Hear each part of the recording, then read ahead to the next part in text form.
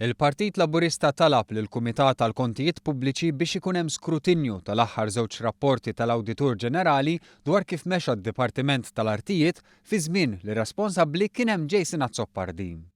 F'żewġ rapporti pubblikati tnejn, l-Awditur Ġenerali sab nuqqasijiet serji u saħansitra isemmi intħil politiku fil-każijiet tal-Fekruna u fuq art fi triq Spinola San Ġiljan.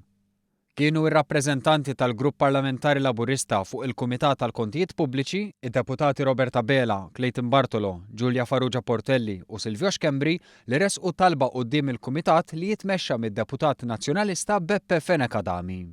Fl-ittra saħqu li dawn iż-żewġ kwistjonijiet juru in-nuqqas ta' governanza serja u trasparenza tal-Amministrazzjoni Nazzjonalista u t-tmexxija ta' Jason Azzopardi.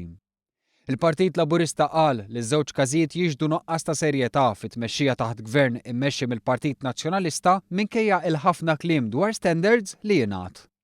Wieħed irid ifakkar li dawn mhumiex l-ewwel żewġ każijiet li fihom hemm involut Jason Azzopardi, l-aktar Ministru Nazzjonalista li qala kundanni mill-Awditur Ġenerali, qal il-Partit Laburista. Ma dawn hemm ir-rapporti wkoll fuq l-art tal-Lavembrow, il-bini tal-HSBC fil-Belt Valletta u l-encroachments qabel l-elezzjoni ġenerali.